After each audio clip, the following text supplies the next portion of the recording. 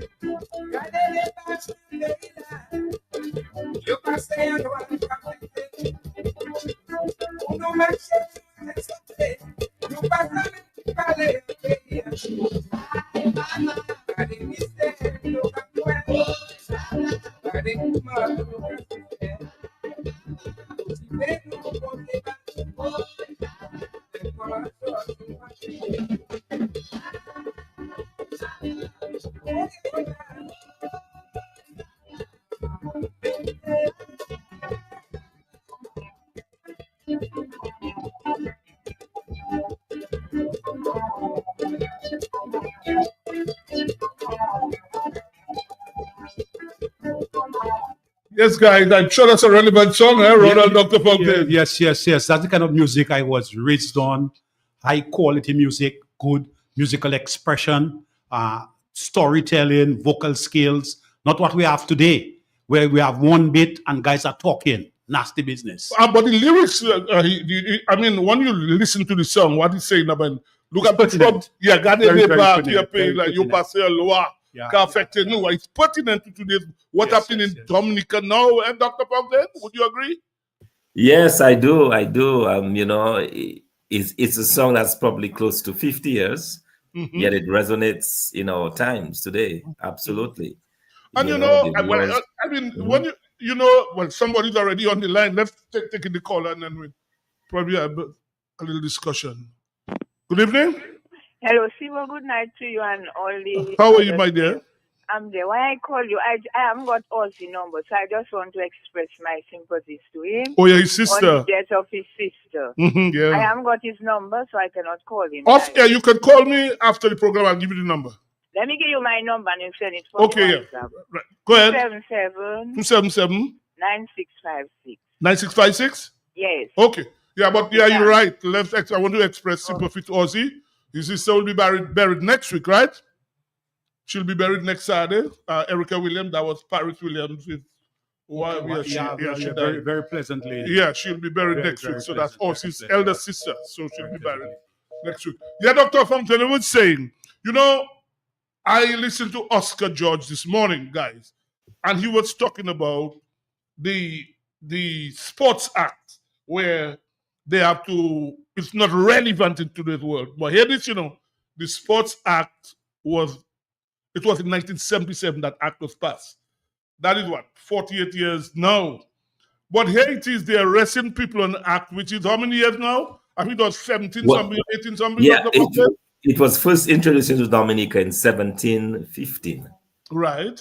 Yes. Right. So the 1977 Act, you want to change it because it's not relevant in today's, but here you are imprisoning people for an act is about over 1,000. I mean, what is that in Dominica? My God. Over 300 Why years. the act is not relevant today? Well, that's what he said. There's just a non-performance in the sports area. In Other words, he said it's not relevant, he said. So incompetence. He would have to explain that. Yeah, that's what he said. A lot of incompetence in the sports area. We are foregoing a lot of opportunities to have sports tourism in Dominica. In fact, we will talk later about you. I don't know if you heard him saying about the track. You heard him, right? And then the other one, they're stuck now that they're getting 14 million, Dr. Fountain, from the lottery to put on the light. So I guess later on we'll talk about that. But his words, he said that the act now, which was in 1977, is not relevant now. So they need to change the Sports Act. But you can be putting people in jail for an act which is in 100,000 of years. What is that in Dominica? And Dr. Fountain, you were a legislator because you were in the House of Assembly, you were senator at some point when laws were passed. I need somebody to explain that to me. Maybe a lawyer out there. The Constitution says there shall be a leader of the opposition. Now, the Commissioner of Police, to appoint him, it has to be in the advice. The Prime Minister must consult.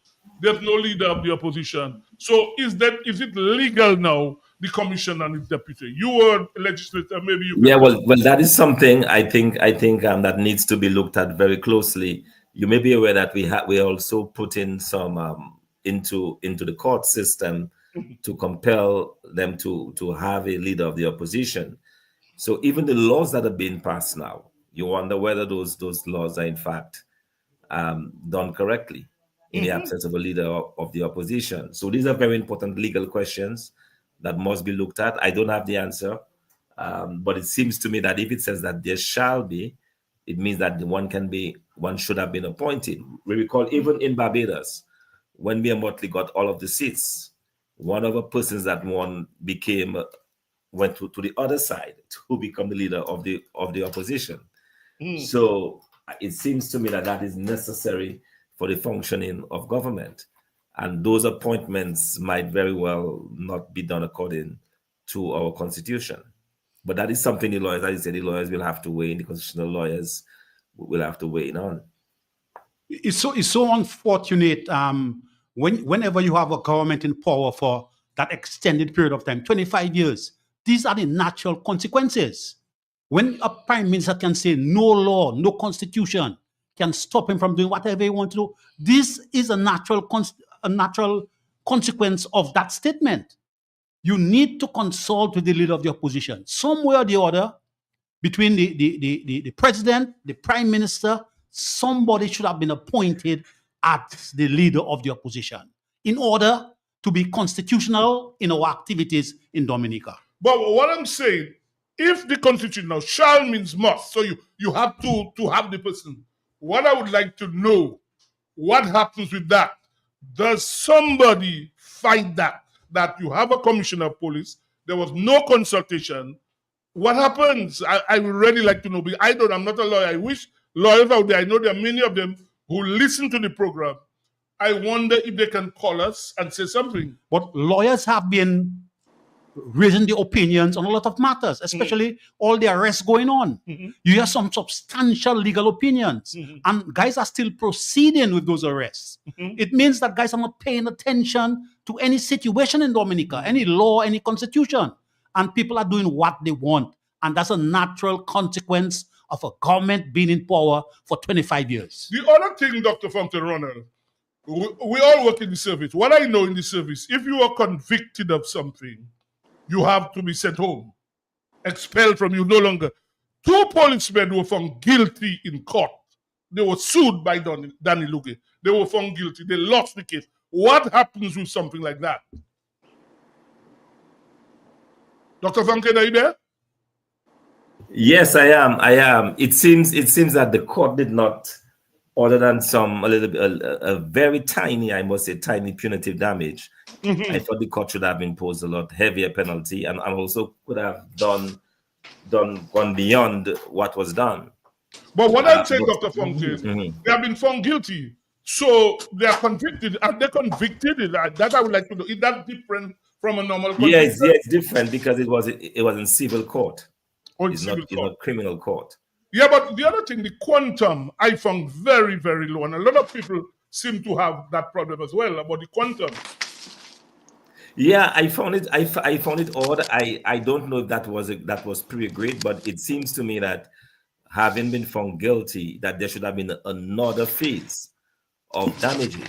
You know, we should have gone before, but it looks like the judge was allowed to rule on damage. I know the way the civil court works. If you're found guilty, then you can you can ask for a jury to determine the compensation to the aggrieved party. But it seems that there was some agreement that was reached, and the judge went ahead and issued a very lenient amount. Very lenient indeed. Well, I'm hoping that a lawyer, before we finish on that segment, can call us tonight and tell us about that, because I don't understand this thing, honestly. By the way, we'll be joined by Emmanuel Loblack. Lobby, good night. Good night, Steve. How are you all? Good, we're good. You okay? I'm fine for now. Right. Dr. Fountain, you were making a point? No, well, that's the point I was making. Basically, it's important, I think, for us to understand exactly what went down and how this works. So I'm hoping that, as you said, a lawyer can give us some more light. And I tried to get some more information, but I was not able to, because I thought $5,000 is a slap on the wrist. You know, that it should be punitive enough to discourage any police forever falsely arresting somebody in Dominica. Yeah, and even those arrests that are happening now, I'm hoping that the people are taking the names of those police officers who are arresting them, because that might come in handy later. Yeah, you know, I think it's very important, because it seems to me that the arrests that are happening now are also illegal. Okay. And if you have been arrested by individuals, they should pay for it. Yeah, we have a call on the line. Good evening. Yeah, blessings to you all. Yes. Can you hear me? Loud and clear. Well, up to yesterday, gentlemen, I was saying that. You remember the no law, no constitution, and go to hell, it's not your damn business, and all these things there? So in the appointment of the chief of police and his deputy, you need no consultation. Based on the electoral reform, the engagement of the commission as an independent body that has been null and void or neutralized, where you have Skerrit take over it. My brother, I have a thing saying, where there is a consistent sequence of events, coincidence is absent. So in the laws of coincidence, there is no consistency. You're dealing with criminals and governed by a kleptocracy, a government of thieves. They're criminals, Sibo, and them. So I don't know if we just hoping that things change for the better. We all have to prepare for the worst. Yeah, I'm ready to fight. You're right. Thank you. But when you listen to Danny Lugay, Danny Lugay was saying that they seem to have reached an agreement, and he was happy with the principle. The principle where the government, the policemen were found guilty, and the judge made a right judgment. But in terms of the quantum of payment, Danny Lugay seemed to have suggested that they had reached an agreement. But the principle was the governing factor. Yeah, well, you're right, because I mean, I just found the amount, because when people do things to falsely imprison people like that, to pick up somebody and throw them in the back of a vehicle, I just find that so wrong, because it looks like people have no rights in Dominica. Look, right now they have picked up Murphy John Baptiste, I understand. They went at Blue Blue's home, I understand, searching for her. People have no peace at their home. We have another caller. Good evening. Hello? We lost that caller. Another one. Good evening. Hello, Sibo. What's up? All right. Okay. Good night to the panel, especially Thompson. Dr. Fountain, you hear? Somebody said good night to you. Yes, good night. Good night. Hi, Dr. Thompson. Yeah. Go ahead. Yes, make your point. Sibo, I have song playing. The song is not for Shivedo, it's for Bush, nobody. Well, the person was commenting on the song, maybe. Yeah, that's a good one. See, talking about the principle, what Luger was leaning to is the precedent. Right. We now have a legal precedent where police officers can be found guilty of wrongful arrest. True. We have a call. Hold on. We have a caller. Let's take the caller. Good evening. Steve-O, Yes. one more thing I want to say, and all of us that's there work in the public service, right? Right. But why that leader of the opposition is crucial, and I think, as you also, you'll have to get a lawyer. All the top positions the prime minister have to consult the leader, all the permanent secretaries, all the administrative, it's a lot of posts, Well, you are senior public officer, you can tell us about that. So what has happened now? So what I am saying, all these posts there, you have to consult. Okay, well, it's obviously not happening. So, I mean, one person, we really need that. You all need to get some legal opinion on that. Well, that's what I'm hoping a lawyer could call and tell us, because I don't know. It has to be a lawyer to tell us what's happening. We don't know. Thanks, Senor. Yeah, as you said, all senior positions have to be consultation, and you're not having that at all. So one person does not have to as they please, and I'm wondering if somebody challenged that in court, and if it is found out in the court, the ruling that all these things were illegal, what happens then, Dr. Franklin? Yes, well, that's what we have to do. I mean, there's every reason to believe that based on the arrests now taking place, that has to find its way in court. There will be a legal challenge at some point to the police officers, to those who carry out the arrest, to those who give the orders to carry out the arrest. That is going to be, it might take some time, but that will find its way to court. And I suspect some people will regret what their illegal acts that they're committing, because those arrests are illegal. Yeah. Let's take the next caller. Hold on. Good evening. Hello. Hello. Go on, Dr. Funke, we'll leave the caller. Go on. Yes, Dr. Funke. You were making the point. Yeah, I was making the point that those arrests are in fact illegal. And that they will find a way to the courts, and the court will have to rule on them. And there may be not only the arrest, but the appointments. The appointments is another critical area. The appointments of the chief of police, the appointments of senior public officers, which requires the consultation with the leader of the opposition. Yeah. Another caller. Good evening. Yes, people. What's up? Good. Very good. Man, I almost missed the program. I like it. Damn, man, the program is going on. You were sleeping or what? I called to say, right, what's happening in Dominica? I hear Blessing say something today. And to me, that is exactly what I was thinking, in that you need another massive demonstration for all those people they're picking up. In Salisbury, people love the people, so they'll block roads. But they need a massive demonstration by the police headquarters for all those people they're picking up illegal. Let me see if they're going to lock up half of Dominica. I wouldn't say the whole of Dominica, because they have the little acolytes and they still have the little supporters. But they cannot arrest half of Dominica, put half of Dominica in jail. Now this spotlight is on them. Them people shouldn't be afraid. Now they should be emboldened. They should be pissed off. And now they should be coming out, see. But you don't need Thompson Fountain to tell you come out. Or Lennox Linton or Edison James. You've seen what is happening in Dominica. And right now, the light is on Dominica. So another massive demonstration they need now by the police headquarters to protest all the illegal arrests and all the violation of people's rights, violating the same constitution they take an oath to uphold. That's what I can say, Sibo. Thank you. Well, every time I listen, and when the news comes out, you hear the people who are arrested for unlawful assembly.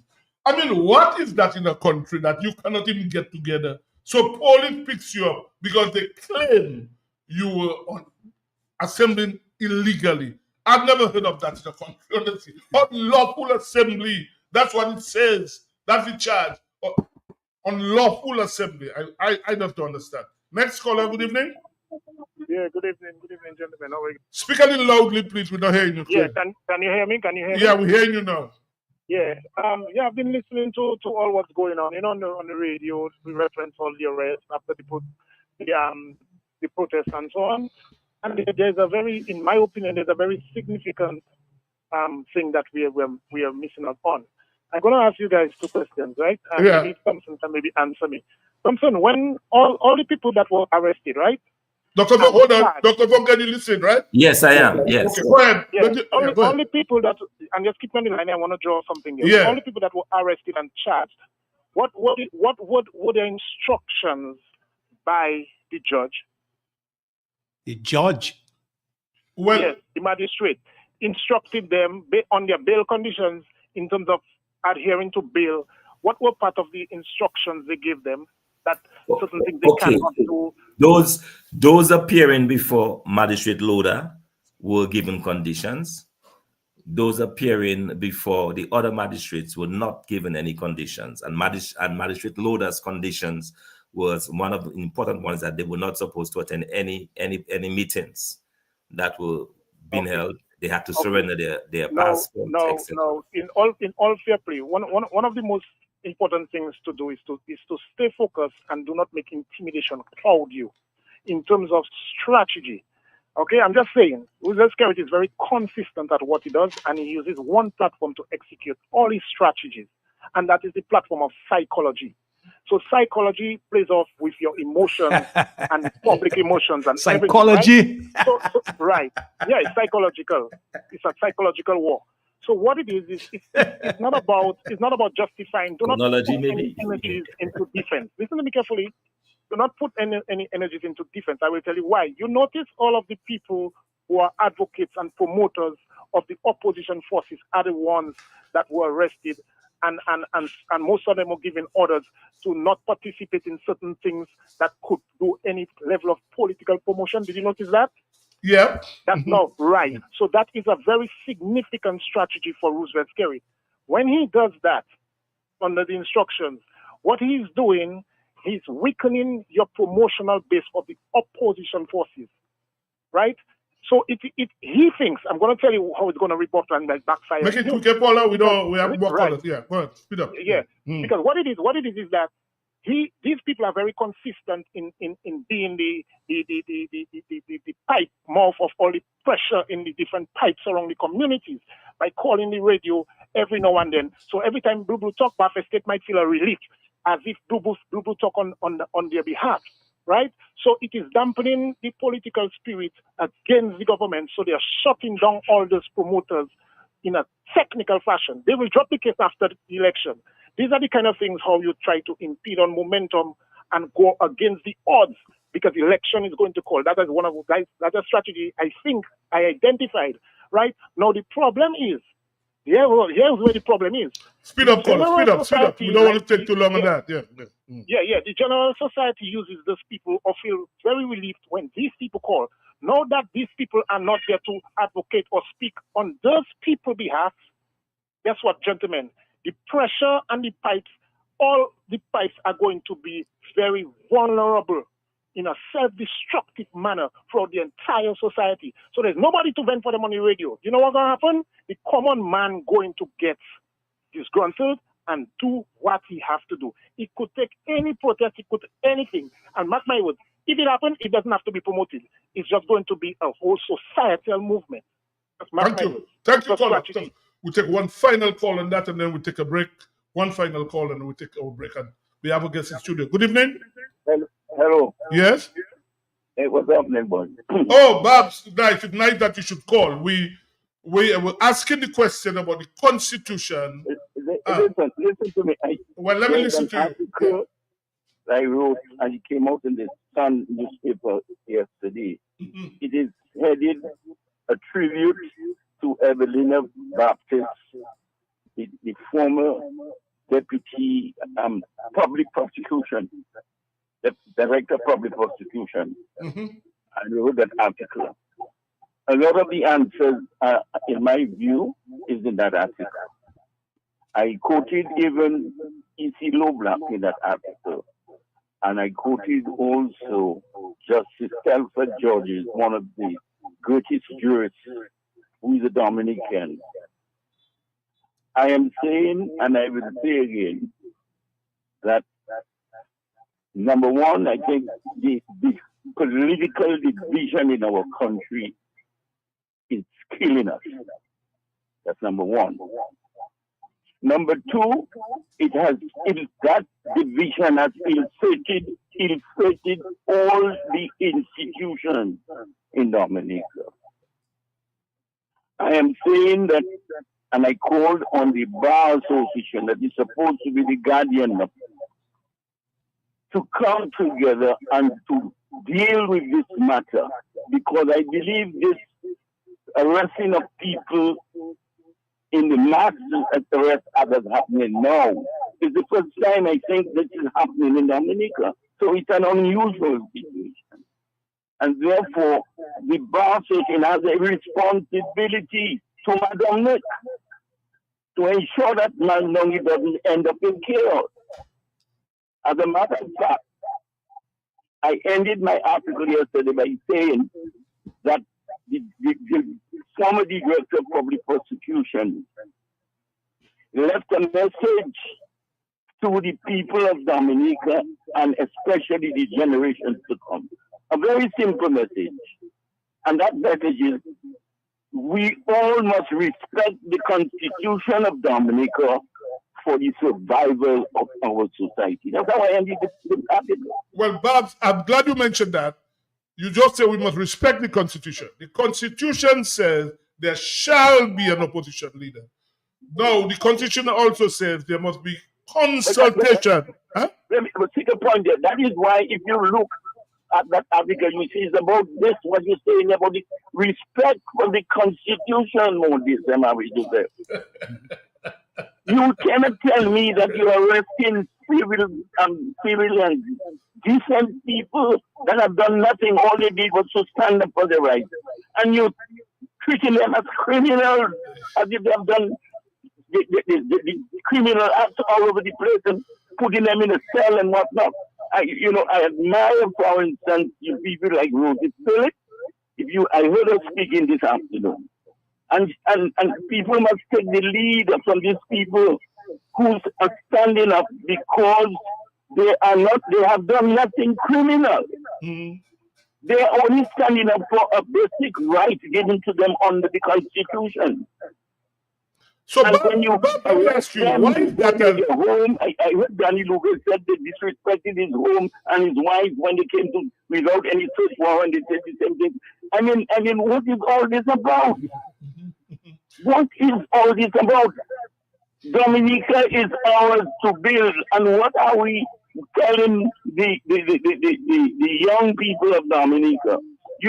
Mark Twain said, the man who does not read has no advantage over the man who cannot read. And that is the problem we have. I remember writing an article during the reform thing last year about the ID card. And in that article, I quoted that the commissioner, an ex-commissioner of police, when he was passing out recruits from the one good thing about 50 of them, he told the public, he told Dominicans the world, you all gave me men that cannot read and write. That's what the commissioner of police said when he was passing out about 30 or 40 people, young people. And he's telling the authorities then, you all gave me men that cannot read and write. How could that happen, Anyway, Babs, thank you. We have to take a break now. Thank you so much. We wish you had more time. And we will. All right, thanks. Okay, we'll take a break now. Before we take the break, I just want to say something very quickly. We're going to put Fitzroy Williams to rest this Saturday morning. There was a function for him on Tuesday by Thunderbirds. There's another function, a memorial function on Friday night at the factory on right next to the gardens.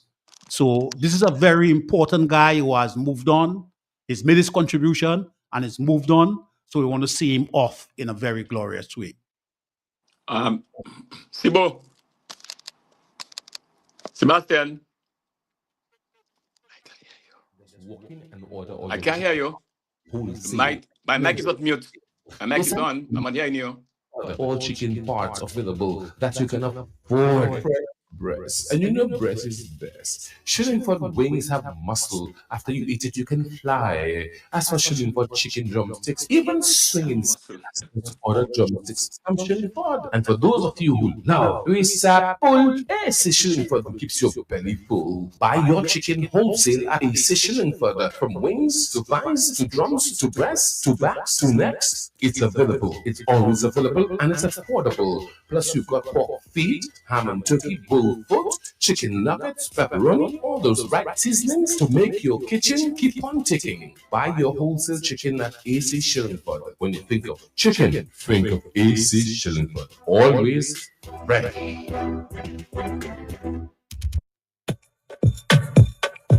The New India Insurance Company has reopened its doors in Portsmouth, offering the same great services you get in Roseau.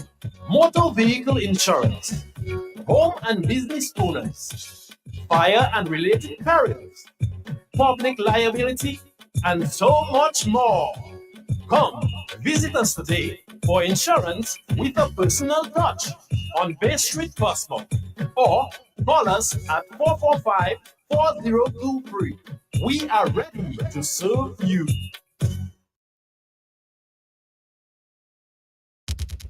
When you want the best, what you do? Shop at SCS. Better than the rest. Go shop at SCS.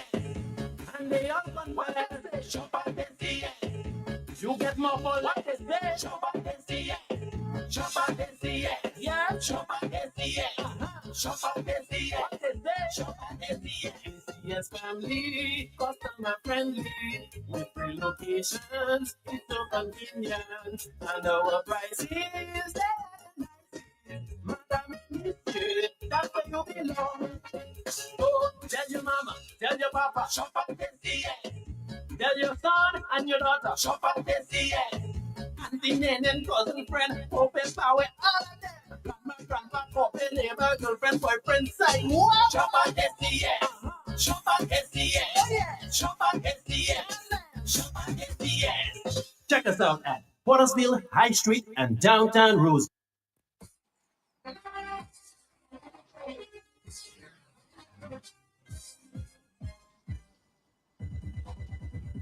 Okay, we are back and we have with us the president of the Netball Association, Miss Hamilton, because we haven't spoken to her for a while and we're happy to have her. Good night, lady. Well, Ronald Landa is there, Emmanuel Loplak is there, and Dr. Fountain is there as well. Yes. So it's nice to have you. We haven't had you for a while. Yes. Right. First thing, Netball. There was some tournament last week. Tell us about it. Yes. Well, last week we had the Nature Island Netball Showdown. It's a tournament. Well, actually, it was the inaugural tournament. So that means we do intend on having it annually. It was a series of friendly matches played between clubs. We had a club from St. Lucia, 2 clubs from Dominica, and the club from Guadeloupe participated. So, now, whose idea was that to have a tournament like that? Well, we have a fundraising committee on the association comprising of myself and 2 other individuals, and so we were the main people behind that tournament. Well, was it successful? Were you able to achieve your objective from that competition in terms of, you say it was a fundraising? Yes, it was a fundraising venture because, as you would not know, the 5th edition of the OECS ECCB series will be held in Grenada this year. And so it's further than St. Lucia, further than Antigua. And so we need to start raising our funds in order to attend. It is a ranking tournament, and you know that ranking is very important in netball. And so this is a tournament that we absolutely cannot miss. And so we are commencing raising our funds for that. The tournament was successful because it revived the spark and the interest in netball, and it revived the spark in the friendly arena. I mean, most times you leave the country, it's always on a competitive level. And this time, the young ladies, they could come and just hang with each other and, do what we love, play netball. And for Guadeloupe, they've now started into the netball movement. So it was very encouraging for them to mix with the English speakers and to improve on their skills. Everybody enjoyed it, and it is something that we are looking forward to having even bigger next year. There's a tournament in Barbados, I think, this weekend. Is Dominica taking part? Tell listeners about it. This tournament is called the Jean Pierre Caribbean Netball Youth Tournament, named after the netball from Trinidad named Jean Pierre, who was very instrumental in netball, not only in Trinidad, but in the Caribbean. She brought netball to the Cayman Islands, and her whole person and everything was just right for netball. And so it was named after her. And it is a nursery tournament, meaning it's under 16. And this is where you develop the young athletes, the young netballers into playing on a grand scale. So a lot of them from this tournament, they go on to represent in their countries under 21, under 23, senior. It kind of starts the trajectory of their netball career. Dominica hosted in 2023. St. Lucia was in 2024, and now Barbados in 2025. Okay. Question. Go ahead, Lobby. Yes, I'm very much curious about netball in Guadeloupe. Do we have a lot of Dominicans involved in that? Yes, actually, the president is a Dominican, and so they take every opportunity to play with us because we are the closest country to them, and they love coming to Dominica. So yeah, Dominicans are instrumental in netball in Guadeloupe. So how did yes, I know, because I know they play a lot of basketball in Guadeloupe. So how did that transition from the basketball to the netball? How did they look? Well, I would not be privy to that information, but I know that netball is big in St. Martin, where we also have a very large Dominican population. And so it kind of trickled because the first vice president of America's netball is from St. Martin.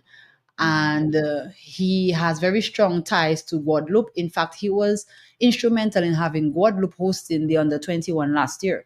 So that was how it came across to Guadeloupe through St. Martin. Okay, another question just now. What is in place right now? I just heard that you're talking about this tournament in Grenada. Yes. What is in place in terms of preparation for this tournament? Well, at present, we have our list of players whom we are inviting to commence training, and we are focusing on rebranding. And so we will, hopefully we'll have our new kits and other delightful things. And so the earlier we start, the better. I mean, in terms of preparation, it might not be as early as we want to, but considering the number of activities that we did have, Carnival. So we are starting right on the bat, and we are ready to go. Just now, last one is this. Boy, last question. You just said you have a list. Was there a league? To select to get that list from? No, the league is actually happening in May, 10th of May. The league will be commencing. So we have our main players. We know their abilities, we know their talents, and we will be using the league to also rope in new players. What we are also doing is encouraging the younger players to take part. We have players who took part in the under 16 in St. Lucia last year, but unfortunately they cannot take part in under 16 again because they are of that age, which now puts them in the under 20 range. And so, but it's a collective thing. St. Lucia is doing it, Grenada is doing it, we're all doing it because we need the sport to continue. And so we're encouraging them to come out and train so you can get your feet into the senior level. But just now, what I cannot understand, understand where I'm coming from, my involvement in training. You'll know that I'm very one who on point in terms of training and preparation. You said that what I can understand is this tournament is a tournament in terms of how active are these players. You said you call a list of players. Are these players been active? What have they been involved in? Well, the players, to my knowledge, and to not hearsay, but to my knowledge, the players have, when they are not, remember, well, training is not just running around chasing the ball. They have to work on their physique and their stamina. So that is what they have been doing. We have all been encouraging them. When you're not actively chasing the ball and doing ball drills, you need to be at the gym working on your fitness levels. And that is what they have been doing. Yes, Miss Hamilton. Very nice to have you here again here tonight. You talk about the Gin Pier on the 16th tournament and also the netball season, which starts on the 10th of May, 2025. I noticed that there are also some regional club competitions where clubs from Dominica are playing against clubs from different areas. And we may have a national team being involved in a regional competition very soon. Tell me about your plans and programs and how those various activities fit into your plans and programs, especially where it pertains to capacity building for your players, your coaches, and your officials. Well, on the surface, right, this inaugural tournament was actually an experiment. And so we gauged the interest. The interest and the response was very, very satisfactory. And so what we are exploring, because of Guadeloupe's level, they were the youngest at the tournament. So what we are exploring is another tournament of that magnitude, but we will be doing a developmental tournament. And I'm very happy you asked that question, because it is it's very important that we not just elevate our players. Like you said, our coaches need to fall in line, our umpires need to fall in line. And so what that tournament would be, it would be a developmental tournament. So it would be from age 18 and below, to kind of be on par, because why we have islands such as Sabre and St. Eustatius being interested in coming to Dominica. They saw the games on our Facebook page and they indicated their interest. But however, we have to make the program palatable for them. And so it would be from 18 and below. And what would happen? In the night, you'll have your normal matches. All right. But during the day, we'll be having training camp. So during the day, the teams will be doing, your ball drills. The coaches will be learning. We'll have a coaching program. So the coaches will be learning to coach while the teams are learning their ball drills. Umpires will be learning to umpire. So, it is full circle. The three parts of the triangle will be linking during the day. And then during the night, we have our normal tournament. The islands play against each other. There will be more on a more level playing field. And that is something that they're very interested in happening. So this is something that we're exploring at present to happen, if not later down this year, early next year. Yeah, very, very good activities. But do you have a clearly defined 3 to 5 year development plan for netball in Dominica? Well, I have a strategic plan. We have our strategic plan. Very good. I know where netball is right now, and I know where I want netball in Dominica to go, and I am aware of what needs to be done. So we do have our strategic plan ended 2024, but we are also in the process of revamping it, because there are other goals that would come along. So before June, we would have our 2025-26 strategic plan, but that's something that we always actively have. Right. Outstanding players. Who are the outstanding players right now in Dominica? Remember in the early days when I was a very young guy, there was Jin Dixon, Alma John, all that. But that's outstanding. And Rex Fair always speaks about that. Who are the outstanding players we have emerging now in Dominica? Well, you could just mention a few of them. I can, but sometimes I don't want to forget. Yeah. And someone gets upset at the president. She didn't call my name, So I'm just going to keep it very low key to where everyone would agree with me. We have from our under 16, we have Kenya John. Position. She plays goal attack and goal shoot. and she's what we call a legacy, meaning her mom played, and she was playing under 16. Her debut was last year in St. Lucia, and she held her own, rightfully so, and so that is what we look forward to. We also have Anisha Pinard, up and coming defense. We have, oh my, I don't want to forget. And you see Mr. Lander, but we do have a lot of the former under 16s who have now moved up, and what we are doing now is just keeping them active, because there is a gap from the under 21. There's a gap. The only time they get to play is every 4 years at the qualifiers, and so we are keeping them engaged with the senior team and with their clubs. The Division 2 at the clubs allow for them to stay active. Question, sister. Yes. Just what Mr. Lander was alluding to in terms of the past players, because I very much involved closely with the Windsor Park, when Windsor Park was Windsor Park. And you had the netballers alongside it. Well, you had netball and basketball. And the girls would be there in the afternoon, practicing, playing. Especially you have shooters. Jane Dixon, I was just talking about. I mean, I'm saying Jane Dixon, but I know Jane Dixon very, very, very well. And 24/7 she was shooting. A shooter has to be shooting. So my question to you: how much access do the players have in the hard court in the Windsor Park? Can they just go enter and just go and practice at how they wanted at will? At will, and at present there is no activity, and so the courts are empty.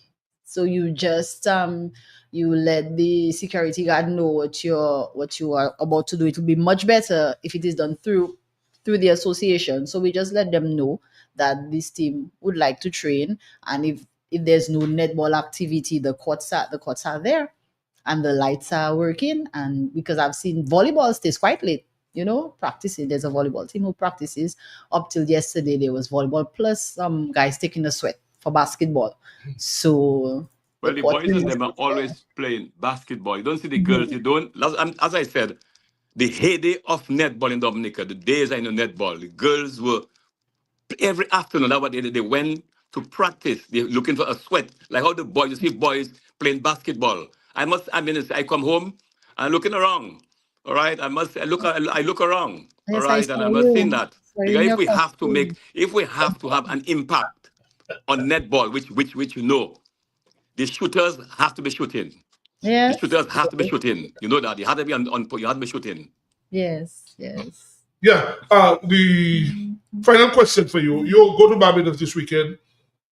Tell Dominicans, are you all hoping to win, or what you plan? You are the president. You all go to Barbados. Tell what can we expect? Yes. Well, we expect them to do their best. We expect them to do their very best. And the past 2 tournaments, they've come in 3rd place consecutively, the 2 Grenada.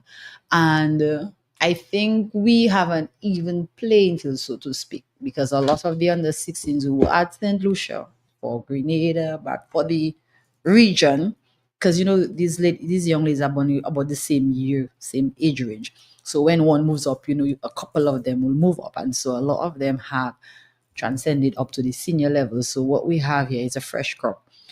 So what we need now is for them to be very confident. It might be a little intimidating at first, as with anyone who has played sport for the first time. You get a little tremor in the heart, but when you get into the game, you kind of forget that. And from the last tournament, the newest island who will be taking part is Antigua. So you have the usual Trinidad and Tobago. You have, St. Vincent will not be participating, but we have Antigua joining, Trinidad and Tobago, Grenada, Dominica, St. Lucia, and the host Barbados, 2-time champion. And so we just are looking forward to very good netball and very promising netball. And we just want them to do their very best.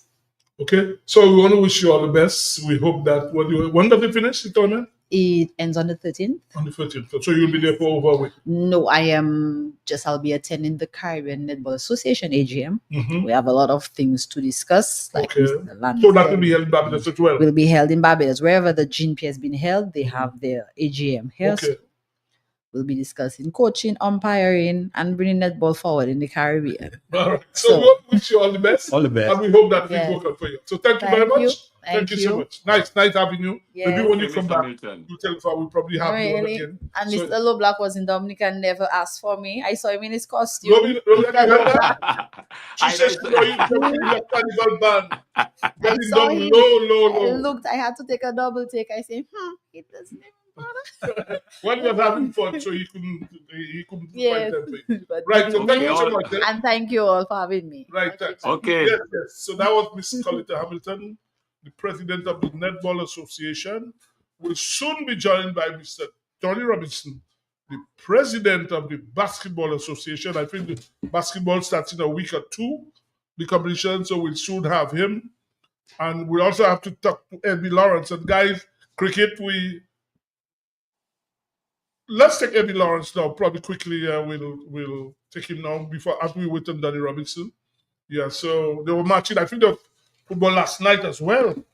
So we'll just take Eddie Lawrence quickly, and then we will be joined by the president of the Basketball Association. Lobby, have you been following Lobby, by the way, you're in America now. I see baseball, the New York Yankees score a lot of runs, Lobby. Yeah, it's one of my favorite. Though it's not one of my favorite sport. Though it's I mean, they say, look, the players make exorbitant the monies that are being paid to the baseball players compared to the football players is unbelievable. In fact, if you look, the guy Soto who played for the Yankees last year, he moved to the Mets, and his contract was $755 million. That's it. I couldn't believe it. I couldn't believe it at all. Yeah, he signed a contract with 700 baseball player. My goodness, I say, well. But Sibo, we have Kevin on the line. No. Go ahead, Lobby. No, when you go to a baseball game years ago, it's like going to a picnic, you know. The amount of food that people are over. When you look at the people here, I say they must be big like that, man. They eat a lot. Lobby, we have with us Emmy Lawrence, the PR of the Football Association. Emmy, good night. I have your jingle to play. Don't worry, we'll play it. Good night. Good night. Well, everybody's there. Dr. Fountain, Lobby, Ronald, myself, everybody's there. Good night, all. Yeah. Good night, brother. Do you all have football tonight? No? Bonsoir. No, nothing happens tonight. Nothing is happening. But the last weekend, bring us up to date. What happened? Okay, last weekend we saw a win for Roosevelt Scarlet Bombers versus We United. Mm-hmm. We saw a draw. That game ended 1-0 in favor of Roosevelt Scarlet Bombers. We saw a draw between Sajiko Southeast and Harlem, 2-2. DSFC went down to Port Michelle 5-1 on Sunday. DSFC, is that a new team? Well, DSFC is the team that just got promoted in the first division. Where are they from? Where is players? Point Michelle. Point Michelle. Point Michelle, okay. We saw on Wednesday last night, Valvoline United defeating Point Michelle 4-0. And East Central continues to struggle along the line. Yet we see Dubla with a winning streak of 2-1. So Dubla is the leading team thus far. They defeated Belfast Estate now Soccer Strikers 1. So this is where we are. For more information, you could always visit our Facebook page and you will see the point standing as we speak. Okay. Is there football this weekend? You all more Premier League this weekend? Well, this weekend there will be games. We have games on tomorrow night. We have on Saturday as well. It's the opening of the under-15 competition in Portsmouth. Hence, I sent to the ad to we have played at some point. The listeners what is to come. So tell us about that competition. Ebi, tell us about that competition. An under-15 competition among which teams? The boys. That's for boys. The under-15 is geared for the as we are told, the under-15. Mm-hmm. And there are a number of teams. So we commence the game with the Roosevelt Skerrit Bombers coming up against Marigot United FC. That's the first game for the season. As the time unfolds, we will as well alert you and the general public where we are. But that's the first of the kickoff. So how many teams are taking part in that competition? Thus far, we have 12. 12 teams. Ebby, what was the comparative quality of football so far for this year? Oh, Ebby, Ronald, and then asking your question. Hold on, go on. But just 3 games. Mr. Ronald? What is the comparative quality of football so far for this season? I'm rating what I've seen thus far as a 6 on 10. There is always room for improvement, but there is a 6 on 10 for the starting. There is always room for improvement in everything we do. But thus far, I give the essay a 6 on 10 because as we develop the product, we see areas of improving as we go along. Are you seeing any impact of the technical assistance? The gentleman who came down? Very much so. Very much so. He's always at the games. He's taking notes, making the necessary areas known to us, and this is commendable. Question. Well, Bobby, you asking a question. Yeah, just to follow up. He just said that Landa asked him the individual who is there assisting in terms of the improvement. He said technical. What? He said the technical. For example, what aspect of the football? Is it in the defense? Is it in the midfield? Is it in our ball possession? Is it our marking, our tracking? What are the area of improvement you saw with the teams? In every area of the football that we need developing, Mr. LeBlanc. Every area. Okay. But Lori, it would be a little unfair to ask Eddie about the technical part, to be honest. I mean, I don't think he's a coach or anything like that. So no, that coach, Sibo, you can you can watch the game and you can see, for example, teams trimming the ball better this year. Even in every area that we need development, we are making strides. Let me tell you, I understand what you're saying, brother. You could say, for example, some teams are trimming the ball. You have 8, 9, 10 passes, 12 passes. But let me tell you, do we have the Gold Cup? The teams have qualified for the CONCACAF Gold Cup. Do we have any official that will be representing Dominica? Not to my knowledge. Okay. Dr. Fountain, I'm sure you have questions, you have interest because you have a team now. You're part of the executive of a team that's playing in the Premier League. So I'm sure yes, I'm a member of the board of the Southeast team, and so far we have 1 win, 1 draw. But the team is looking similar. And I think to answer your question, I think the team is playing a lot better this year already. We've seen some market improvement. And I'm sure you probably did better camaraderie, Dr. Franklin, from last year. Yes, absolutely. And I think what is important now is the match fitness. As this season goes on, we'll see a lot more improvement because it's just at this start of this season. You know, but Eddie, I also wanted to ask you about the discipline of the teams. Are you seeing any improvement in that area? Because I know we've had some issues in the past about the team discipline. That is a wonderful area you spoke of. Hence, on Saturday we will have a management training workshop for you all to come to the association that we further discuss the discipline. And discipline is not just being on the park; it's off the park. It's during training. It's a holistic approach. So hence on Saturday, we will be having a management workshop. And that is where the challenge will be to see how many of us are serious as to how we talk football. So on Saturday, there will be a management workshop sticking these things going forward. So Ebby, hold on. We have work to do. Ebby, when you say management workshop, are you going to the managers of different teams? Are these the people you'll be targeting? Of the club. Of the club? Yeah. Oh, so that's why you said to Dr. Fountain, for you all. That's why you said that to him. Yeah, for you all, because it's part of it now. Okay. Well, Dr. Fountain, you have to take him up, eh? Absolutely. No, actually, we're making arrangements for some of the executive members. I'm just a board member, but the core executive members. Dr. Fountain, when you're in this, it's not just a member, of the football. When I say to person, the DFA is not the 10 of us. You are part of the DFA now, you know. Yes, I am. Probably indirectly. So. All right. So, I mean, Thank you. I mean, we will speak to you again next week. I mean, about what's happening.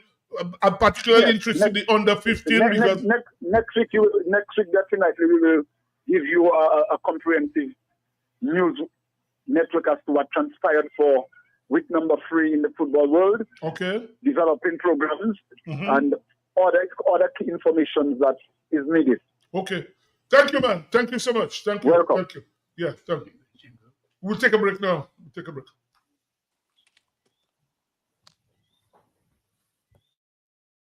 Dominicans, enjoy your property, protect your property, you homeowner and businessman, protect your property, enjoy your property, can't wait for the hurricane, can't wait till you flood again, can't wait till you fly out and all your business coming out. Remember, no insurance company will insure your property when a storm is approaching. Get ahead of the hurricane season and insure with a company who gives you the assurance of payment for your valid claim. Come speak with us today at the New India Assurance Company Limited, upstairs AC Shillingford and Company Limited, 24 King George Street, Roseau. Bring along an up-to-date valuation from a qualified engineer and get insured today. When you want the best, what you do? Shop at SCS. Better than the rest. Go shop at SCS. And they all compare. Shop at SCS. You get more for less. Shop at SCS. Shop at SCS. Yeah. Shop at SCS. Shop at SCS. What is that? Shop at SCS. Yes, family, customer friendly.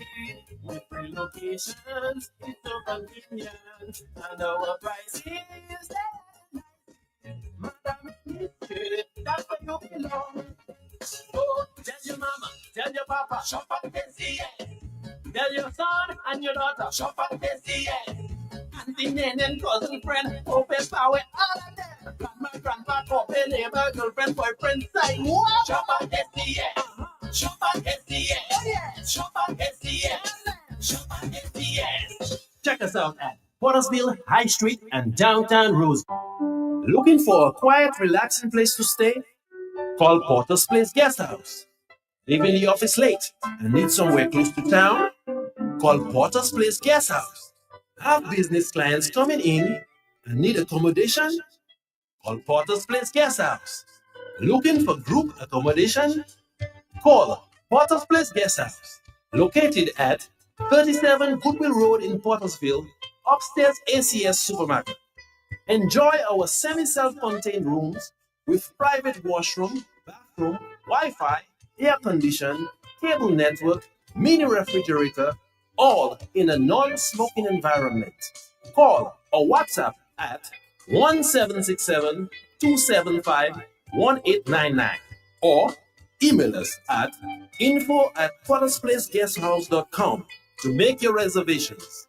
Potter's Place, your home away from home. Fit for a king, a queen, and all their royal subjects.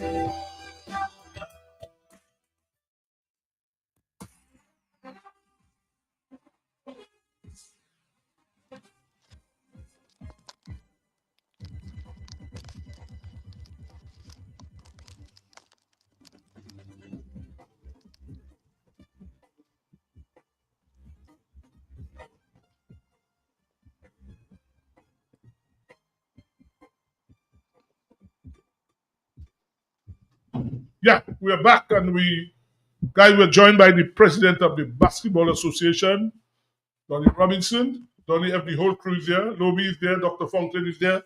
Ronald is there. Everybody's there. Good evening, gentlemen. Yes. Right. Donnie, we haven't had you for a while. I think basketball is starting soon.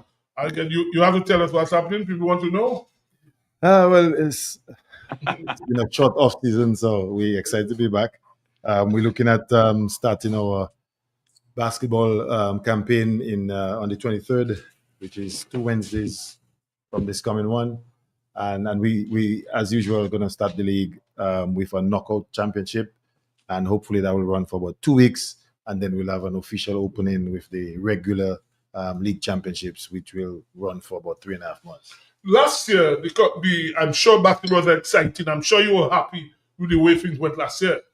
Well, yeah, last year the crowd turnout was really, really good, and the support, general public support was amazing. It was better than the year before, knowing that we had a good break from basketball prior to that.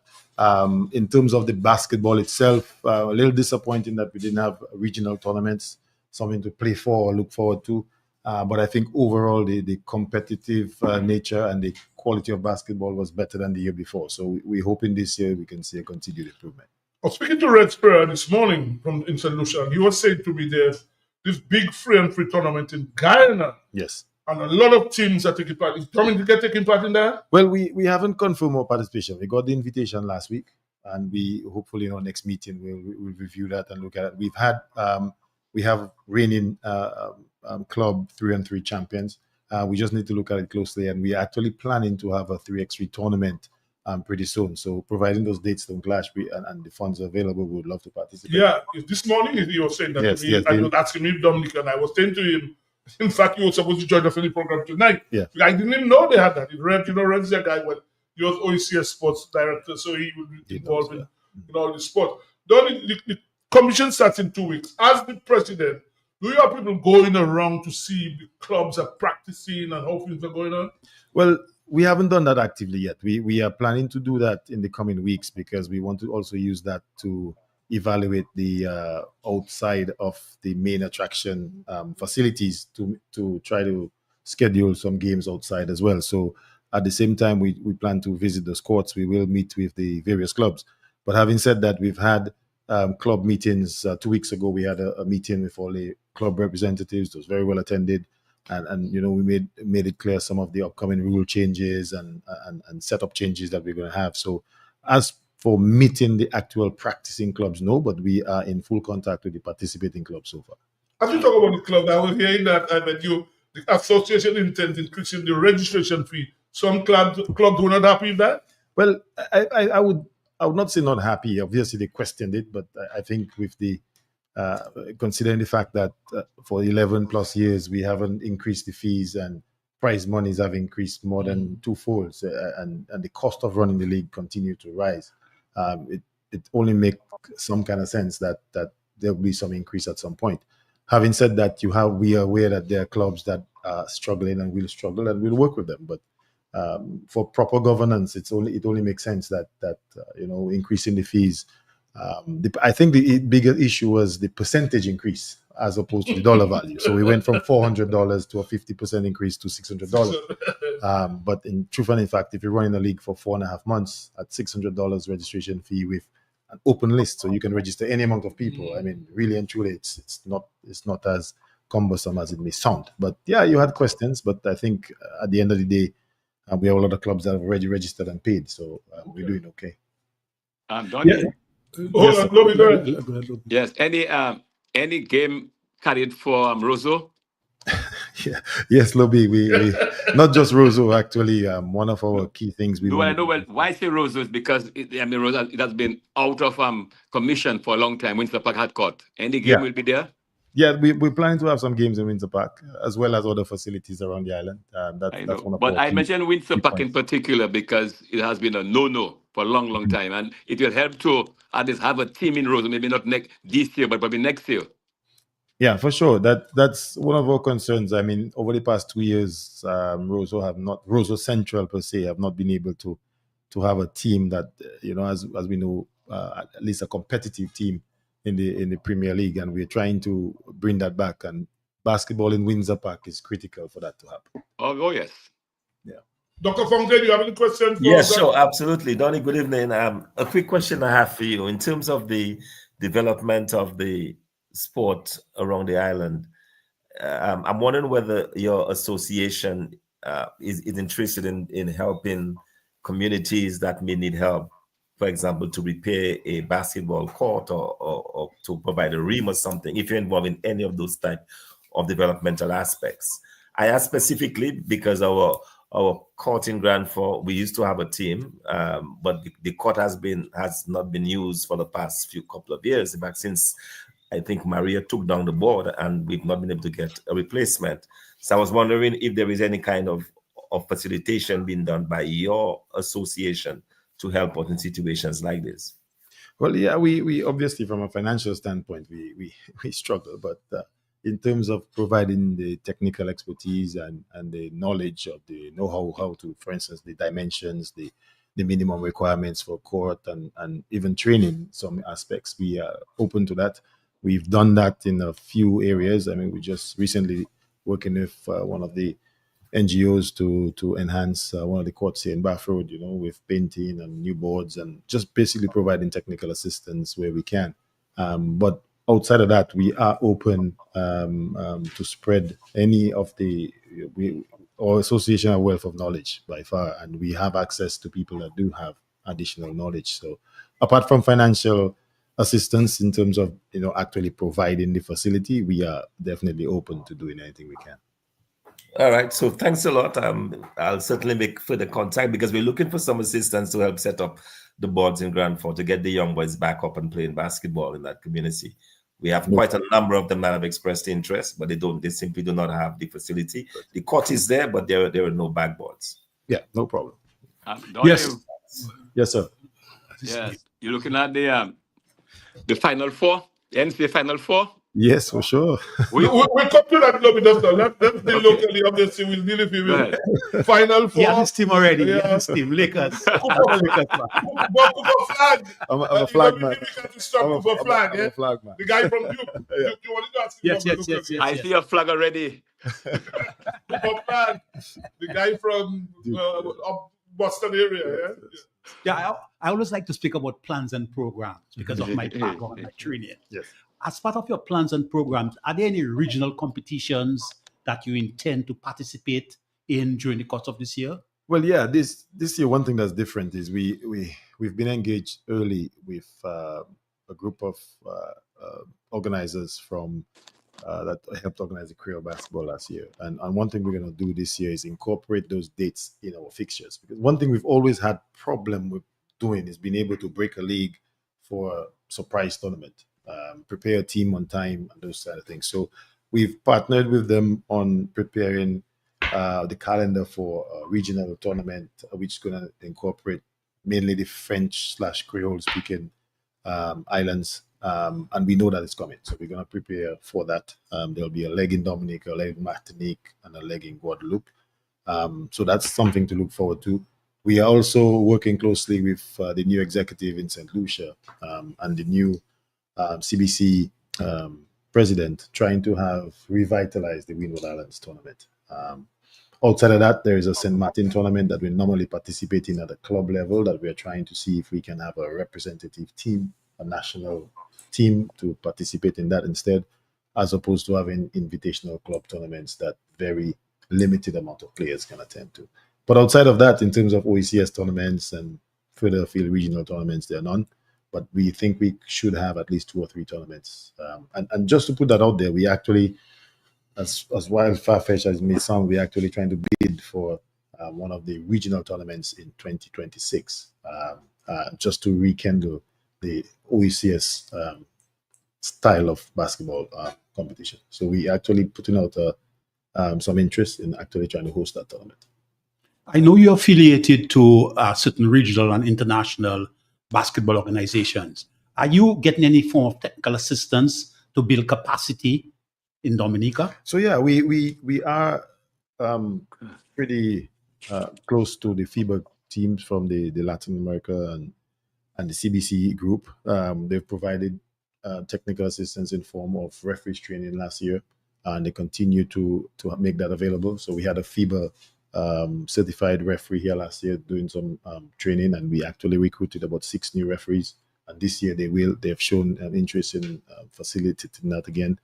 And they are interested in coaching sessions and the whole revitalizing of the club structure and all that good stuff. There are a lot of things out there that we get invited to, but we need to do a lot of the groundwork here first before it actually materializes. So, and finance. Exactly. On top of that, our whole basketball structure the club structure is important because a lot of those revitalizing of programs is centered around coaches being affiliated to clubs, being affiliated to grassroots programs, being affiliated to schools, etc. So then the whole training is centered around the holistic development of basketball as opposed to just basic coaching a team. So what we've done as the executive this year is to ensure that all our premier registered teams have to be clubs. That's the beginning. Remember last year I mentioned it, and it was kind of late in the game, so we couldn't enforce it last year. But this year, all the premier teams would have to be registered clubs to participate in the Premier League. And obviously, moving forward, they would have to have second division teams, female teams, junior teams, registered coaches. That's a tough one, way. Well, not really, Lobby. It's not that difficult because we already had last year 5 clubs out of 8 teams. I know. And what voluntarism is not easy. No, that's okay. I think the challenge is that the direction you need to go. I think the challenge is getting it done by 2 or 3 clubs and showing how effective. Yes. Back in the day, they were maybe not called clubs, but they were teams that were set up and run just as clubs. And they were properly organized. I mean, remember Flames, Cardinals, Eagles. Well, don't not forget. That put together, that's a good thing. Even in fact, also, I don't know, in our club, Celtic, well organized. Every week we had meetings non-stop. And in fact, come back to the point about the registration fee. When we were in club, you yourself, guys would contribute every month. You had to pay a fee for you to play. Yes. But now guys come and they want to say the sponsor. That's what they say. The sponsor must pay, and that's the difference then and now. Yeah. So I think also, Sebastian. I mean, look, they only play with us with hacks. We raise our own fund. We had some fund raising now and again. Mm-hmm. I know it's not easy. It's not easy. The atmosphere now is not like when to before. I know they're trying their best. Voluntarism is not easy right now compared to before. That commitment, you had a pool of guys who were very committed in assisting basketball, and lo and behold, don't forget, Windsor Park played a vital role. Yes. Vital role. 24/7, you were in the park practicing. Yeah. The only thing guys didn't have there was a bed. Yeah, I think places like Windsor Park, what we missed was it actually created a pool of resources. So you had 20, 30 guys that would either be playing against each other, coaching a team, helping rehabilitate the park, maintaining the park, raising funds, those kind of things. But today that pool is smaller, granted, but I think we have to start. You have to see how you could develop it. And the basis is organizing it. Yes. Structure in place and moving forward. So that's where we're heading. Okay, let's switch now, Danny. Let's go. First, the college thing. It will be difficult to go past Duke to win that, right? The Final Four, eh? Yeah. No, difficult. With that guy, football flag, that guy is outstanding. He'll easily be the number 1 pick in the draft, eh? I think Duke is playing the more organized basketball now. I'm a Duke fan. I am a Duke fan. Duke was one of the schools I wanted to attend. Long story. Yeah. But anyway, I think right now Duke, with the exception of a freak game that they lost to North Carolina, played the best basketball more consistently throughout the season. It'll be hard to beat Duke. But you have teams that are high-powered offense. What's the name? Houston is playing Houston and defense very well. Houston have some tall guys that could match up and give Duke some problems when they do. But I just don't see a team, with their 4 superstars that Duke has scoring. I don't see everybody being offered all night. True. It's very difficult to beat them. But Donnie, it will be good. I wouldn't say I'm a Duke man. I know you're a Duke man, all right. But one of the things that I look at Duke this year, what the coach did, who from a player, is the inclusion of a lot of black players, on their team, all right, compared to before. But I think Houston, and look at Houston, your dark horse. Their defense, a player like defense, and they're the most defensive team, and they're aggressive. They are very aggressive. And I watched these guys train. Look, I was watching their training. These guys train very, very hard. These guys are a lot. So it's going to be. I would really love to see Duke and Houston in the final. Yes, I really love to see that. It's possible, but just to come back to that point, Dobby, I don't give those guys too much credit. With the advent of the transfer portal in college basketball, those guys actually and the money. And the money now. It's legal now. So they go after it's legal to get that money now. Duke used to go after the I wish I'm very happy. Before now they go after the best guys, and some of them. I'm very happy, Donnie. That was one of my concern over the years at college level. The amount of games you have to play. Yes. Yes, they give you a scholarship. All right, by the end, yes, not many guys would end up in the NBA. But I was very happy right now. Guys are being paid. Very happy for that. But it because had to it's come not full easy. circle. It had to come full circle because Yeah, it's not easy think because about look, man, you are a player and the kind of training you have to go through. It's Yes. not in the amount of games. It's not easy. But the flip side is that somebody had to start it somewhere. The NBA started Yep. making ridiculous money. The coaches started making ridiculous money. I mean, Michael Jordan biggest paycheck is maybe what a good college guy is going to make in his first year now. Yeah, So I know. the money had to come full circle, and I think it's But obviously, the amount of money the colleges were making. It's about time that the guys get paid, and you can see it in the level of all the number one teams that are going out and being able to pay the guys the most to get the better players. They are in the Final Four. So yeah, and that's it. This year, the standard overall was Yeah. very good at the college. They I had some really enjoyed good the games this year. Really good games, man. Yes, Very really. what? Even the games that Duke won by 20 points, it only happened in the last 5, 6, 7 minutes. I mean, the games were close all through, and it's a good competitive, game. very competitive. Well, let's switch now to the pros. Donnie is becoming very interesting. I mean, you look at the West. In fact, I watched Oklahoma last night against Detroit. Detroit has done very well. Yes, very well. You look at them. Before the problem, a lot of teams felt that they didn't have the size. Now you have these two guys. What's him? Hackenstein and the other one. What's them? The young guy. The one who was injured forward. Yes. But they have depth. These young guys are running. It's going to be very difficult to beat that team. I mean, I wanted them to win, and we've done it there now. And LeBron, but OKC going to be difficult to beat them, man. Well, nothing is because the way the guys are playing now and the guys are shooting right now in the NBA. Listen to me, time right now is time. Even the 1 minute, even 0.5 seconds, you can lose a game on that. Yes.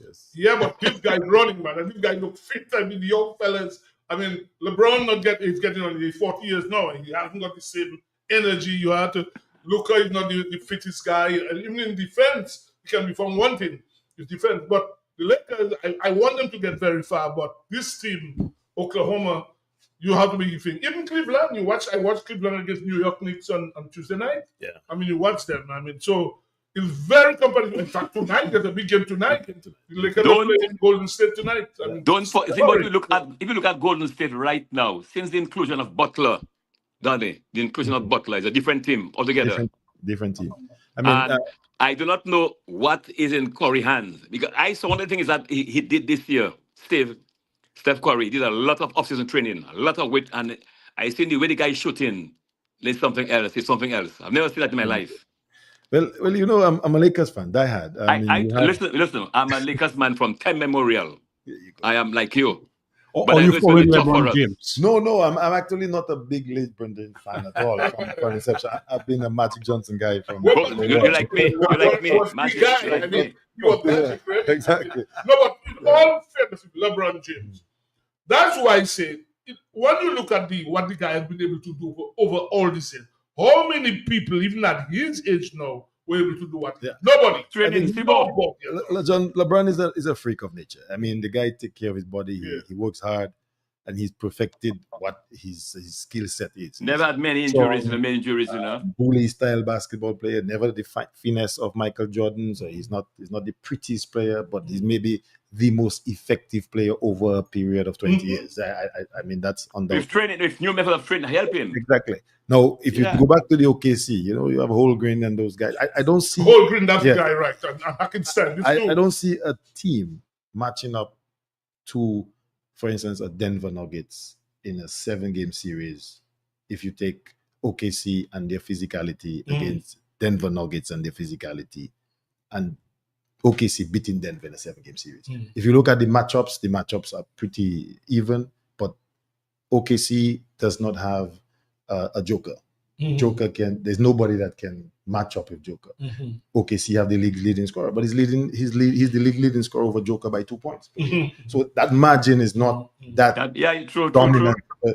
And that is why, in my opinion, that team doesn't, while they have the best record by far, you don't get the sense that people fear them.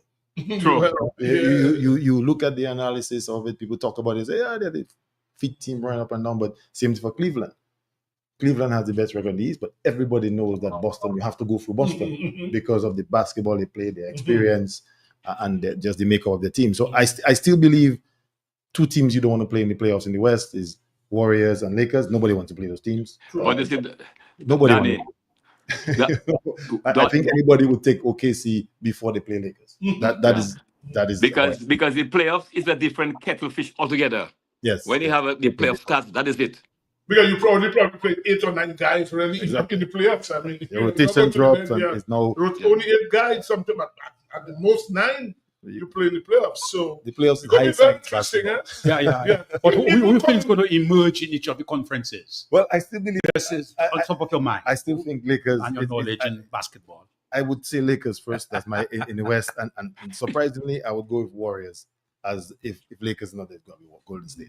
You're like me. Yeah, you're right. In the West, and in the East, it's going to come down to Cleveland, Boston first, in my opinion. Boston looking, the troublesome. Healthy, the Bucks going to make some noise. If Damian Lillard, it's ill. I mean, he's not sure when will he play again. He has this blood clot in his calf. Damian Lillard. Yeah, blood clot. And without him, I don't think they can get very far. If Bucks is healthy, it's going to be difficult to ignore them. But I don't see nobody beating Celtics. And with the guy who got suspended, what's it, Brooks, Lopez, we don't know when he's going to play again. So it's going to be difficult for Milwaukee. But as you said, the Celtics, man, and all these guys can shoot threes. All these guys. I would like to turn back the clock a bit and see a Lakers Celtics finals. That would be nice. Do you see sometime down the road that a Dominican player will emerge in the NBA? Well, I think so. I think with the advent of guys having more access to university and college basketball and that kind of exposure, from a talent standpoint, I think with our biggest thing have always been size. But in terms of basketball skill and the ability to develop it, I think now that you have young guys getting exposed earlier, it's just a matter of time. We're gonna have a couple of athletes at the world level. I mean, we have talent. It is. Danny, I agree with you, but we have to prepare. As you know, you played in the US. And when you get up there, you have to have a different mindset to train. You have to have a different mindset to train because it's competitive up there. Very, very competitive. I think, and again, the only way one of the ways we can alleviate that hurdle is to get guys out early. Because once you set in your ways, in your late teens and early 20s, it's kind of difficult to even adapt when you move. So, with the exposure being a little heightened now, in all sports, I mean, we see our young guys in West Indies cricket. We see them, and before you would have to be fully matured grown man to make West Indies team. Young guys, So it's the combination. but the exposure has been. Yes, Donnie, a quick one. Yeah, in regards to that issue of getting us to the NBA, do we have any kind of youth talent pools or trading? Because in the US, I mean, they start as early as 3-4. Yeah. 4 years. So I'm wondering in Dominica if we have anything approaching that currently. No, we don't have it that early. We have a couple academies that are just sprung out in the past year or two. We have a couple clubs that have been doing some work with the youth. But again, I think one of our hurdles, I always say that we go back to the schools and which is the one that have more control, more access, and more in terms of numbers and availability. And I think that's where we need to focus first, because outside of that is club time and limited time, as opposed to having a kid, 6, 7, 8 years old in school and having a sports teacher or sports program that can start. And school, academics too. So I think that because as you move on, it's the academics become just as important as the athletics. Yep. So to answer your question, yes, we have a couple grassroots programs that are coming up, but I think we need a lot more than that just to get it started. Okay. Yeah. Right, Donnie, thank you so much. Obviously, we'll going to start the season. We'll have you here on a regular basis to tell us what's happening. So it's really nice that you could join us here tonight. Thank you so much. Gentlemen. Appreciate it. Thank you. Right. Yeah. We'll take a quick break, guys, and then when we get back, we're going to talk about cricket. Then. We don't have much time, guys. I didn't realize that's the time already. Right, let's take a break now.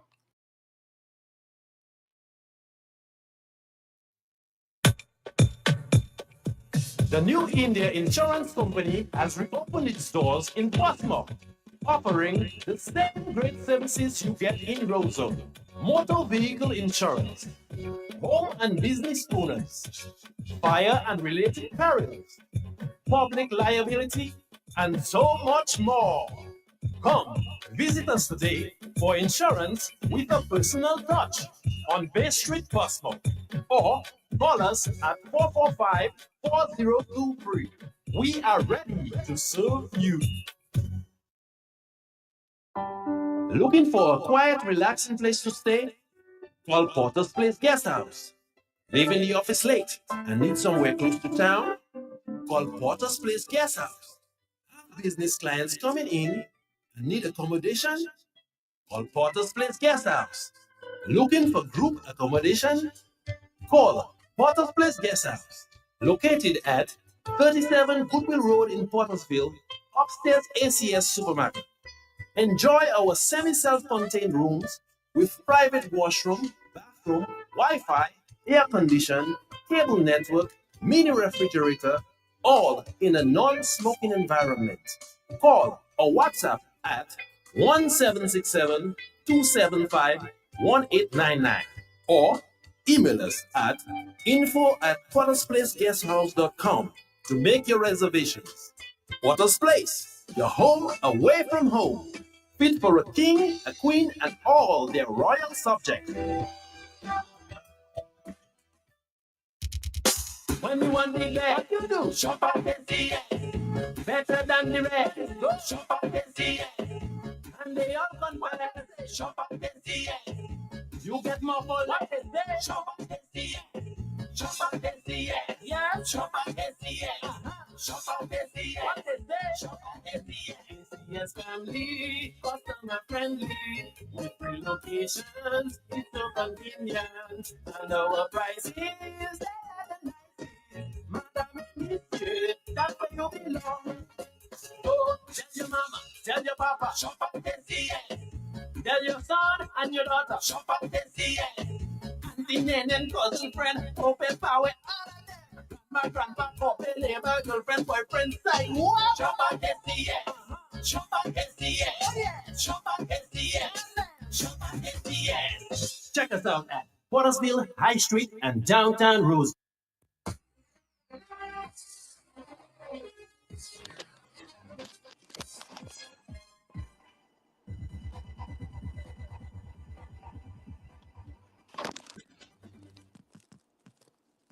Guys, we're going to be talking about cricket. What I'll do now, I'll give the close-up play scores after the second day of the 4-day competition. First, CCC made 238 against the Academy. Joshua Bishop took 6 for 78 for the Academy. The Academy replied with 316. Teddy Bishop, the youngster from Grenada, he made 99. And CCC batting the second time, 35 without loss. Guyana, the defending champions, against Leeward Islands. Guyana made 193 batting first. This boy, Kevlin Anderson, consistent, 77 not out. Leeward replied with 335. Louis made 73. Casey Carty, 92.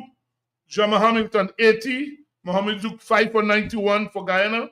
Guyana batting the second time, 137 for 1. Anderson again, 31 not out, and Nandu, 53 not out. We have Jamaica playing Trinidad. Jamaica made 372. Blackwood made 61. Javel Green Glenn made 140. By the way, Trinidad, Shannon Gabriel made a comeback there. Shannon Gabriel. Trinidad, the last score, at the dinner time, there was 79 for 6. Trinidad was struggling. Now we come to the Windward Islands. Windward Islands batted first, made 186. Sonny Lambres, brilliant 110. Barbados replied with 198. Kyle Bayers made 40. Keon Gaston, the 21-year-old guy from St. Lucia, medium pacer, took 6 for 52. And Tyson took 3 for 49. Windward's batting a second time, 203 for 4. Ali Kafanaz made 78. Calvin Hodges 77 not out. And Descat 20 not out. So Windward Islands have a lead of what? 191. If they can make 100, another 150, 120, Barbados will be hard put to make that run. So these are the close-up play scores at the end of the second day of the seventh round of matches, guys. Right. Guys, we heard that the West Indies now have a new T20 captain.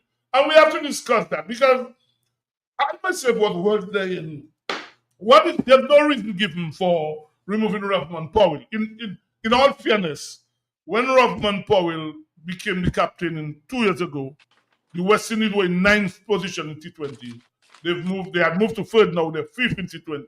In all fairness, he has a winning record. In other words, he has won more matches than he has lost. So one wonders why it is that they moved him, only if they think probably he's not going to be a sure pick on the 11. That's the only thing I can say. With the new change to have him as to have Shea Hope as the all white ball captain, guys. I don't know your comments. Yeah. From opinions No, back then. That's what I want from you. To me, they didn't. All Sammy should make a fresh. They didn't give any reason why you moved him. I mean, he was class in his response. The response he gave, that he thanked the board and everything. But nobody knows what's going on now in Western Union. My own suspicion, my own suspicion is that it has to do with Sammy, and he having more confidence in working with Shea than he does with Rovman.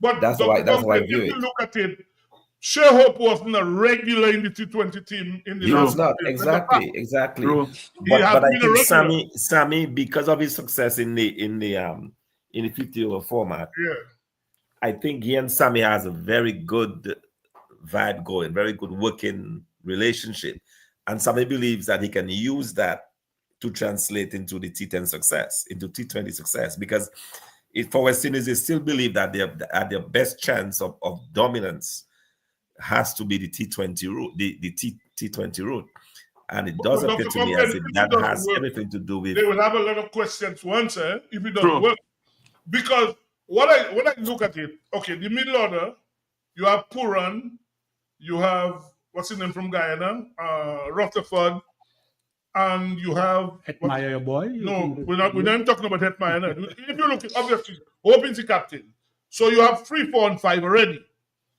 Yes, you still have Chase because of his bowling as well, and Hetmeyer.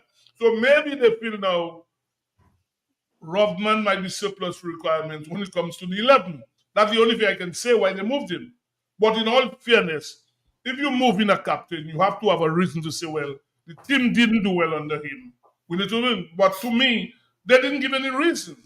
Just saying, and who knows, Hope could very well be the test captain as well. Too. He could very well be. But Sibo, what was your opinion of his captaincy and his performance? You mean Shea Hope or Powell himself? Powell. I felt he didn't do a bad job as a captain. I mean, sometimes he struggled against his spin, his performance itself, and that's why I feel maybe they feel now he is not going to be a sure pick on the team. That's the only thing I can say. So that is why they're taking that decision. But it's strange because Hope himself wasn't a regular on the team in the last few months. True. Do we have a caller? I think somebody want to weigh in. Good evening. Hello, Simon. Yes, I know lady. you're talking cricket, but before you end your game, I want to say something. Mr. Robinson was talking about one day we might end up in the NBA. Right. But I just want to say, don't forget we had Otis George from Goodwill Secondary who played in the college. I can remember the name of the team. Right. I don't know if Low Black can remember. I just want to play Louisville. You mean in Louisville in Kentucky? Yeah, he plays for Louisville played for under Rick Patino. Okay. He still plays? And then also, I think he's playing in Europe. The NBA.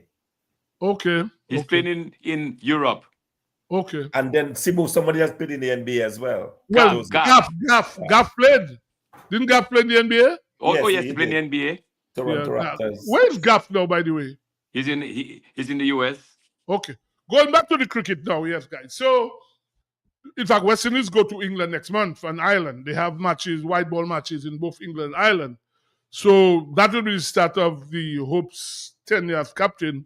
But like I say, I hope it works because to just move somebody just like that, it's a bit strange. And a lot of people are questioning that, by the way. A lot of people are asking questions. Why does that happen? if it's correct, if it's right, and you just don't know, honestly. Sibo, don't you think that I'm looking at it also that in terms of making him captain, he'll he'll be more consistent with the team, his presence with the West Indies team. You That's mean what I can Shea think Hope of. himself? Huh?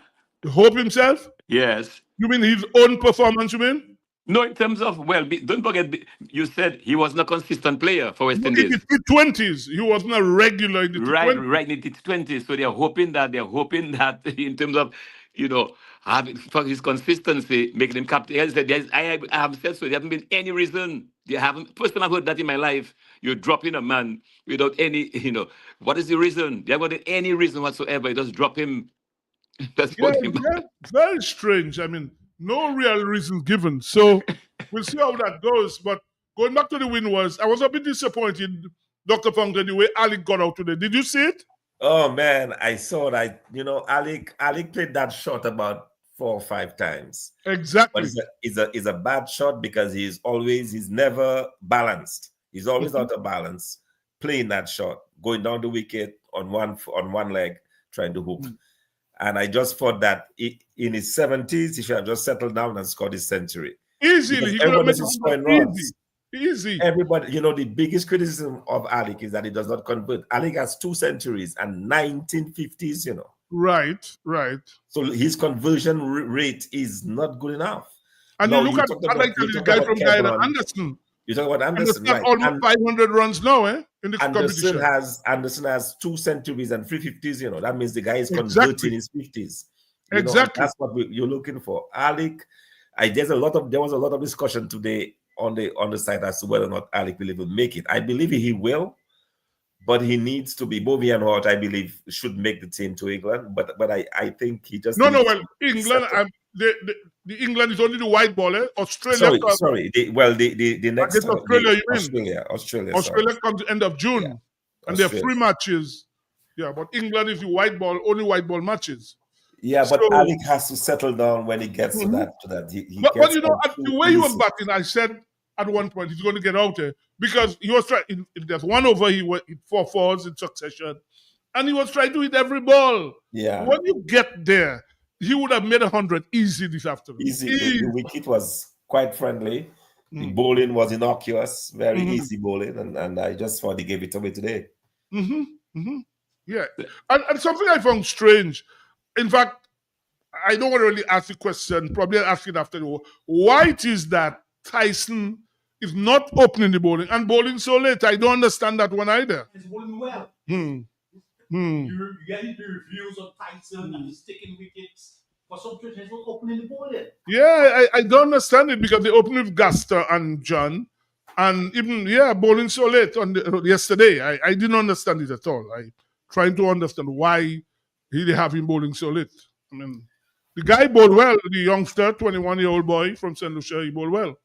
But I don't. The return. See, I know we are jumping around a bit, but in terms of the captain for the test team, you think that Shea Hope will get? I'm looking around. Who else do we have? Well, as I say, Hope probably would be the logical choice because when you look around, I mean, Del Silva, he's made a couple of 3 centuries this year, but he was dropped. Remember, in Pakistan, he was dropped from the team, and Imlak was brilliant behind the stumps. So I'm not even sure. Now, if you put Hope as the captain, are you saying you're going to tell him if you put him to keep, what happens to somebody like Imlak? So these are decisions they have to make. These are decisions. I would think he would be the best person when you look around. What about Chase, Sebastian? Well, Chase, not well. This is a ticklish one. Do you pick Chase? Are you going to start with him on your 11? Let's take a caller. Hold on. Maybe that person might. Hold on. Good evening. Hello, good evening. Speak a little loudly, sir. We're not hearing you clearly. Well, now we're hearing you. Go ahead. Yeah. I heard somebody banning about bringing Alec as captain of West Indies. I mean, he's ready for that job. The man have no sense in terms of shot selection and the ability to bat long and stay as a batsman. If you can't make it as a batsman, but I know how you can be captain of the West Indies. Well, so I would have go back to Joshua De Silva as the captain and think of another vice captain. West Indies, I don't see players there to be the leader of West Indies. Can make the team. This is my situation West Indies find themselves. Thank you, caller. You know, the caller is making the point about Alec. People have to be very careful with that. Of course. Talking about captain and man cap. What I know of West Indies playing and following, the West Indies captain has always been a fixture on the team. It's a person you can't drop. What Alec has to do now is to get himself established on the team. Alec, I mean, to people to come up with that and to burden somebody who hasn't established himself on the team with captaincy. I don't know why people would think of that, honestly. Yeah, I agree. I think he's more future prospect, probably 3-4 years down the road. But right now, absolutely not. He needs to make runs. He needs to establish himself on the team. That's what you need to do. But Sibo, yeah, this year in particular, let's look at this year tournament this year. That's one of the best we have had for a long time. In terms of centuries, yeah. And guys scoring runs. Mm-hmm. And he has to understand that. All right. We in Dominic, like I say about press, but he has to understand for him to be permanent. You know, he has to hit those free figures. He has to start hitting those free figures. Well, this is the fourth match. Yeah. He hasn't even got 200 runs for the season. Yeah. In the season, so people have to be very careful. He can't be too complacent. He can't think about complacency. Oh, I'm there already. No, you must think like that to have complacency. Let's take this caller. Hold on, Lobby. Good evening, caller.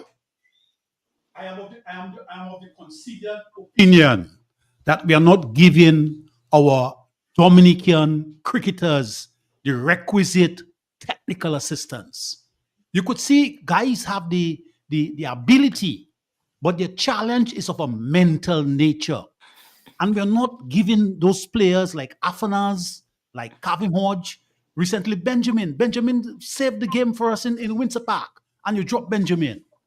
Pascal was the captain of the West Indies team. Pascal has certain deficiencies. Why can't we give them the requisite technical assistance to ensure that they maintain a high quality of cricket? Let's take this caller. Good evening. Good evening, gentlemen. Good evening. Good evening. Just following up about the Alex Avalanche debate. Say that again. We didn't hear you. Speak a little louder, please. Yeah, just following up on the Alex Avalanche debate for captain. As the last caller mentioned, it was mentioned on Guest and Nation Tuesday night. It was a journalist or reporter from Jamaica that said if he had a choice to give it to Avalanche, and then Royston Street names come out, Jose, and they talk about Campbell. Those are the names the people were mentioned. Thank you. Yeah, well, John Campbell, I heard his name being mentioned. Some people think he's the best captain so far in this year's tournament. John Campbell, I mean, remember, he's just coming from a suspension of 2 years. He's been making runs. He has 2 centuries this year already. So he's somebody that probably would, obviously, his name would come. It would be mentioned obviously as a possible opener with Craig Bradford. Yeah, but John Campbell will probably come in after Ting leaves, Bradford leaves. You can drop Louis. Yeah. Well, Dr. Fontaine, you look at Louis' average for West Indies in the match he's played. Have you looked at his statistics? Yeah, but he's scoring runs in the first class. He's scoring runs. John Campbell is scoring runs as well. I mean, if you look at Louis' statistics for the test matches he has played, he really shouldn't be playing. Let's be honest. Well, not he alone, other people. But Campbell was not any better. I don't think Campbell was necessarily better than he was. Campbell barely got past 30 runs each time he batted. Sibo, you've given us your opinion. Let's take this caller. Good evening. Hey, good evening, Sibo. Good evening to everybody on the panel. Yeah, good evening. Sibo, to me, Alex Afana is still learning test cricket, and you cannot take somebody that learning the game still to make them as West Indies captain. Not yet. I think the gentleman still have to go still. He have a lot of cricket ahead of him. If he improves, so captain will come his way. But for now, I honestly believe he's still learning test cricket especially. And even test cricket, cricket on a whole, because I see how you out this afternoon there. You know what I mean? So Let him learn Stillman and get matured. I agree with you, caller. I agree with you. Thank you. Good night. Yeah, good point. I agree with you. You're right. Sibo, you gave us your opinion on the 20 T20 captain. We're going to play that. The T20 captain. You gave us your considered opinion. Give us your conclusive, considered opinion on who should be the captain of the test team. Well, like I say, if I was going for somewhere, probably look at Sheho. As I said, he would be the logical choice when you look at the people you have. Because as I say, you don't want to burden people who are not established on the team with that. Sheho is a guy, level-headed guy. When I was a selector, I interacted with him. Good guy. I believe he would be the ideal person to have him batting 5 or 6. Instead of having him number 3, he threw him at 2 centuries batting there. But now I feel, but the dilemma you have, if you pick him, do you say you want him to be the keeper batsman or only playing as a batsman? Because you had a youngster, Imlak, who brought to Pakistan. He didn't do badly. So do you just say to him, well, that's it, we don't want you again? So they have a dilemma. If you put Hope as the captain, which I personally, he should be the right guy, what do you do, guys? Yeah, anyway, with a question we'll discuss again next week. Yeah. We also have to discuss, you heard me talk about the Windsor Park, they're getting some money for the lights, guys. I'm sure you all heard that, because I hear now about 14 million, but a man got a contract for $2.5 million. What happened to that money that was used? So it's something we'll talk about next week. We also have to... Only when they switch on the lights. They're going to build this Fiala Fortress, hopefully sometime this year. But it was on the record that by August this year, we'll have a track. It was set. So these are things we'll discuss next week. We run out of time. Before we leave, we just have a jingle to play. We leave with the jingle. So on behalf of Dr. Fontaine, Emmanuel LeBlanc, Ronald Lander, good night. We'll just play the football jingle as we leave. Good night. Attention, all young football enthusiasts and future stars of Dominica. The Dominica Football Association is thrilled to announce the upcoming Players Selection Festival. This is your chance to shine and make your first step towards representing Dominica the national level. We are inviting boys and girls to showcase their talents and be part of the Dominica Football Association's elite regional training center program. This program is designed to develop the best young players on the island and provide them with the opportunities to grow, train, and represent Dominica in regional and international competition. Here are the details. Round 4 of the Players Selection Festival will be held on Saturday, February 8th, 2025, and will take place at the Londonderry playing field. It will be for participants from the north side of the island, to include communities like Londonderry, Marigot, Wesley, Woodford Hill, Calamishi,